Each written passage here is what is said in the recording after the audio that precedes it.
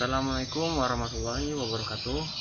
Baiklah, kami akan mempresentasikan mata kuliah dari studi kepemimpinan Islam, yaitu materi ke-11, demokrasi dalam perspektif Islam. Kelompoknya itu saya Erna Maulana, Ilham Yusrianza, Riki Adrianto. Pertama, ada definisi demokrasi. Istilah demokrasi berasal dari bahasa Yunani yang terdiri atas dua kata, yaitu demos yang berarti rakyat dan kerten berarti pemerintah. Maka dilihat dari arti katanya, istilah demokrasi mengandung arti pemerintahan rakyat yang kemudian lebih dikenal dengan pengertian pemerintah dari rakyat, oleh rakyat, dan untuk rakyat. Berhubungan dengan hal itu, maka demokrasi dapat diberikan pengertian sebagai suatu sistem pemerintahan yang mengikut sertakan rakyat. Dari hal tersebut, sesungguhnya pengertian demokrasi itu mengalami perkembangan sejalan dengan paham dan asas yang dianut oleh suatu negara dalam kehidupan bernegara, yaitu ada sebuah norma-norma di dalam definisinya. Yang satu, pentingnya kesadaran akan pluralisme. Dua, musyawarah. Ketiga, pertimbangan moral. Empat, pemufakatan yang jujur dan sehat. Pemenuhan segi-segi ekonomi. 6, kerjasama antar warga negara, kerjasama antar warga masyarakat, dan sikap mempercayai etikat baik masing-masing. 7, pandangan hidup demokratis harus dijadikan unsur yang menyatu dengan sistem pendidikan. Kemudian ada perkembangan demokrasi di Indonesia. Perkembangan demokrasi Indonesia yaitu ada permulanya itu dengan sistem parlementer. Sistem parlementer yang dimulai berlaku setelah kemerdekaan Indonesia, kemudian diperkuat dalam Undang-Undang 1945 dan 1950. Ternyata tidak cocok di Indonesia. Persatuan yang digalang selama menghadapi musuh bersama tidak dapat dibina menjadi kekuatan konstruktif setelah kemerdekaan tercapai. Karena lemahnya benih-benih demokrasi sistem ini, Undang-Undang 1950 menetapkan berlakunya sistem parlementer, di mana badan eksekutif terdiri dari presiden sebagai kepala negara konstitusional dan beserta materi-materinya yang mempunyai tanggung jawab politik.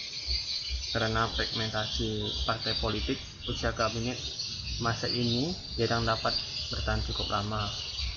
Koalisi yang dibangun dengan sangat gampang pecah. Hal ini yang mendorong Insinyur Soekarno sebagai presiden mengeluarkan dekret Presiden 5 Juli yang menentukan berlakunya kembali Undang-Undang 1945. Dengan demikian, masa demokrasi ini berakhir. Kemudian ada demokrasi terpemimpin.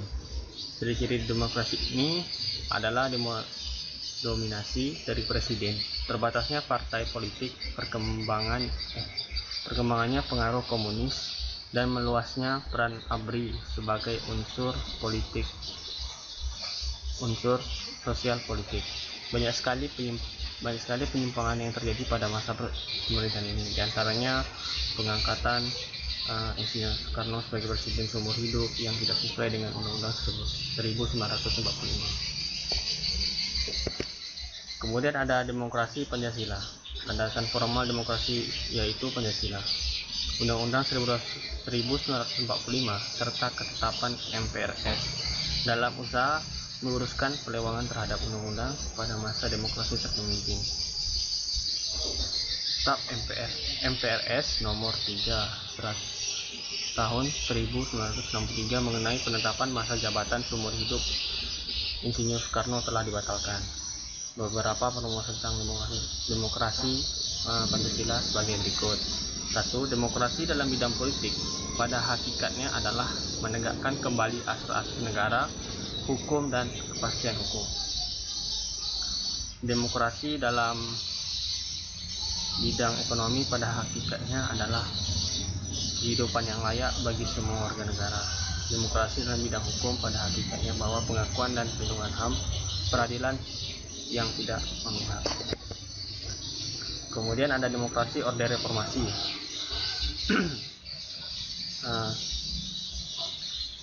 Yaitu ditetapkan pada tahun 998 hingga berlakunya sampai sekarang, yaitu di mana runtuhnya rezim otoriter Orde Baru telah membawa harapan baru bagi tumbuhnya demokrasi di Indonesia. Bergulir reformasi yang mengiring keruntuhan rezim tersebut menandakan tahap awal bagi transisi demokrasi Indonesia. Transisi demokrasi merupakan fase krusial dan kritis, karena dalam fase ini akan ditentukan akan ke arah mana demokrasi yang akan dibangun. Sukses atau gagalnya suatu transisi sangat tergantung pada 3 faktor, yaitu komposisi elit politik, desain institusi politik, kultur politik, atau perubahan sikap terhadap politik. PM 183510-128. Baiklah, di sini saya akan melanjutkan materi tentang respon umat Islam terhadap gagasan demokrasi. Oke, pertama, Islam dan demokrasi adalah 2 sistem yang berbeda. Islam dipandang sebagai sistem politik alternatif terhadap demokrasi. Demokrasi sebagai sistem barat tidak tepat untuk dijadikan acuan bermasyarakat, berbangsa, dan bernegara. Sementara Islam sebagai agama kafah yang tidak hanya mengatur aspek teologi atau akidah dan ibadah, melainkan mengatur segala aspek kehidupan umat manusia. Ini diungkapkan oleh elit kerajaan Arab Saudi dan elit politik Iran pada masa awal revolusi Iran. Syekh Fadlallah Nuri, Sayyid Qutb Tabatabai, Al-Syarawi, dan Ali bin Hadi. Kedua, kelompok yang menyatakan bahwa Islam dan demokrasi merupakan konsep yang sejalan setelah ditiadakan penyesuaian penafsiran terhadap konsep demokrasi itu sendiri. Di antara tokoh dari kelompok ini adalah Mal-Maudi, Abdul Fattah Mauru, dan Taufik Asy-Syawi. Ketiga, Islam adalah sistem nilai membenarkan dan mendukung sistem demokrasi. Pandangan ini yang paling dominan yang ada di Indonesia, karena demokrasi sudah menjadi bagian integral sistem pemerintahan Indonesia dan negara-negara Islam lainnya.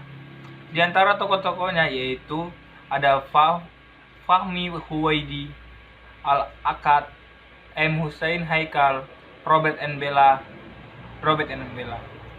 Di Indonesia diwakili oleh Nurcholish Madjid, Amin Rais, Munawir Syekh Jali, A. Syafi'i Ma'arif, dan Abdurrahman Jahid. Pemahaman doktrinal menghambat praktek demokrasi. Hal ini disebabkan oleh kebanyakan kaum Islam yang cenderung memahami demokrasi sebagai sesuatu yang bertentangan dengan Islam. Persoalan kultur. Sebenarnya demokrasi telah dicoba di negara-negara Islam sejak paruh pertama abad 20, tetapi gagal. Tampaknya akan sukses pada masa-masa mendatang, karena warisan kultural masyarakat muslim sudah terbiasa dengan aktorasi dan ketaatan pasif. Persoalan kultur ditenggarai sebagai yang paling bertanggung jawab mengapa sulit membangun demokrasi di negara Islam. Sebab, secara doktrinal pada dasarnya hampir tidak dijumpai hambatan teologis di kalangan tokoh-tokoh partai, ormas, atau gerakan Islam. Bahkan ada kecenderungan untuk menambah tugas baru, yaitu merekonsiliasi perbedaan antara teori politik modern dan doktrin Islam. Lambannya pertumbuhan demokrasi di dunia Islam tak ada hubungannya dengan teologi maupun kultur, melainkan lebih terkait dengan sifat alami demokrasi itu sendiri. Untuk membangun demokrasi dibutuhkan kesungguhan, kesabaran, dan di atas segalanya adalah waktu. John Esposito dan Paul adalah tokoh yang telah optimis terhadap masa depan demokrasi di dunia Islam. Terlepas dari itu semua, tak dapat diragukan lagi pengalaman empirik demokrasi dalam sejarah Islam memang sangat terbatas. Selanjutnya, demokrasi dalam pandangan Islam. Islam adalah agama satu-satunya yang benar dan sempurna, dan tidak hanya mengurusi urusan ibadah semata, akan tetapi sebagai aspek kehidupan termasuk pemerintahan dan penetapan Islam telah mengaturnya. Para sahabat telah melakukannya dengan adanya kekhilafan yang menjadi bukti bahwa Islam adalah agama yang mengatur segala aspek dalam kehidupan.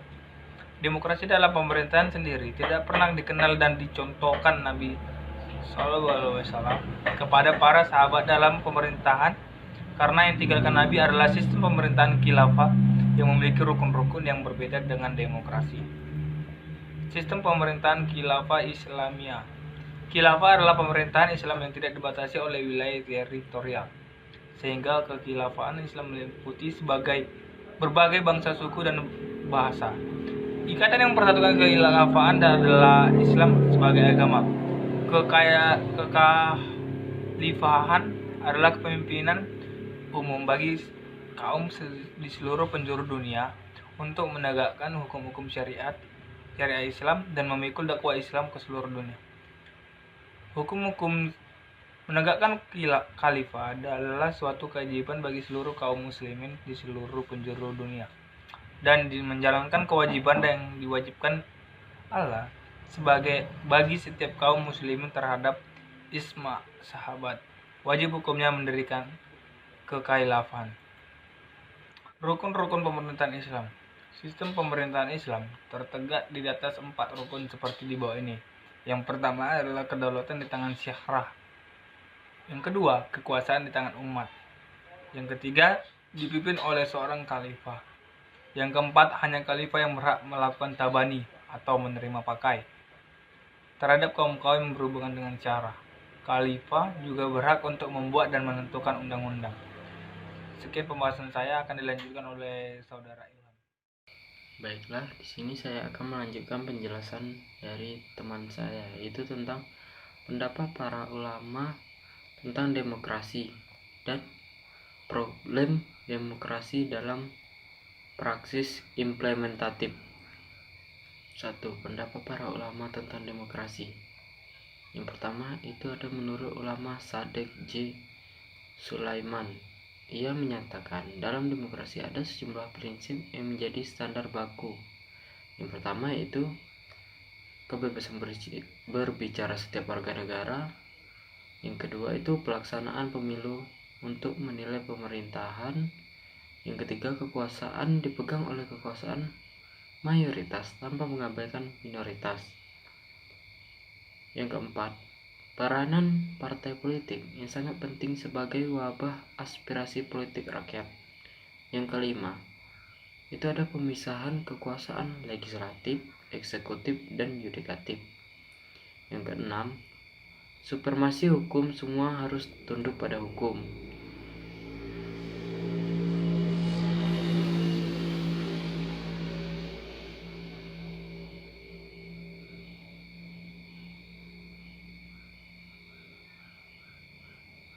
Yang ketujuh, itu semua individu bebas melakukan apa saja tanpa boleh dibelenggu.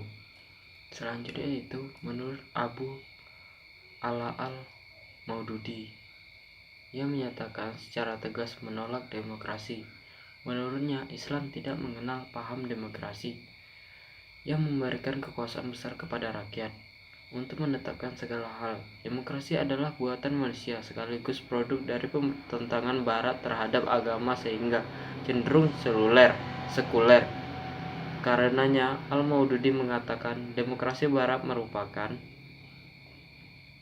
sesuatu yang bersifat syirik. Menurutnya Islam menganut paham teokrasi berdasarkan hukum Tuhan atau berdasarkan hukum Tuhan. Tentu saja bukan teokrasi yang diterapkan di barat pada abad pertengahan yang telah memberikan kekuasaan tak terbatas kepada para pendeta. Yang ketiga, ada menurut ulama Muhammad Iqbal.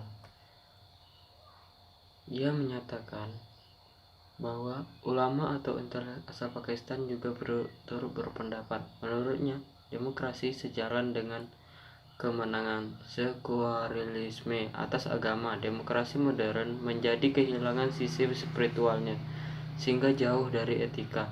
Demokrasi yang merupakan kekuasaan dari rakyat oleh rakyat untuk rakyat telah mengabaikan keberadaan agama. Parlemen sebagai salah satu pilar demokrasi dapat saja menetapkan hukum yang bertentangan dengan nilai agama kalau anggotanya menghendaki. Karenanya, ia berpendapat bahwa Islam tidak bisa menerima demokrasi barat.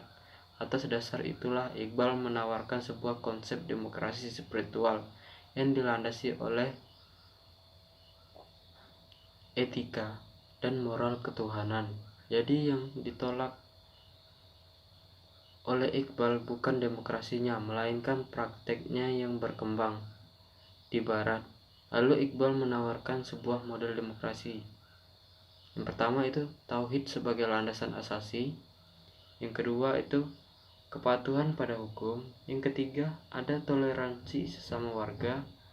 Yang keempat tidak dibatasinya wilayah, ras, dan warna kulit.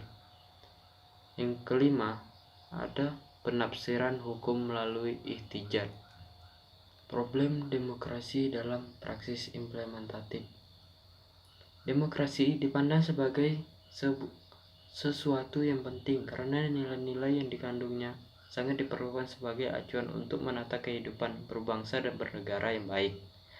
Demokrasi merupakan alat yang dapat digunakan untuk mewujudkan kebaikan bersama atau masyarakat dan pemerintahan yang baik, atau good security and good government.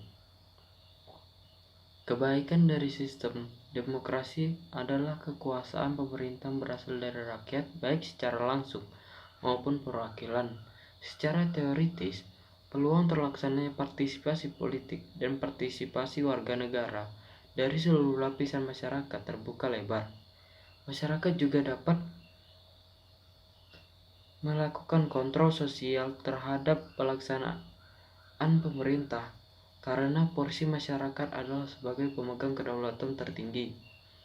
Untuk memaparkan lebih lanjut permasalahan demokrasi yang ada perlu dikelompokkan lagi menjadi 3 hal, yaitu yang pertama dari segi teknis atau prosedur, yang kedua yaitu etika politik, yang ketiga itu serta sistem demokrasi secara keseluruhan. Baiklah, itulah penjelasan dari kelompok kami yang beranggotakan 3 orang. Terima kasih.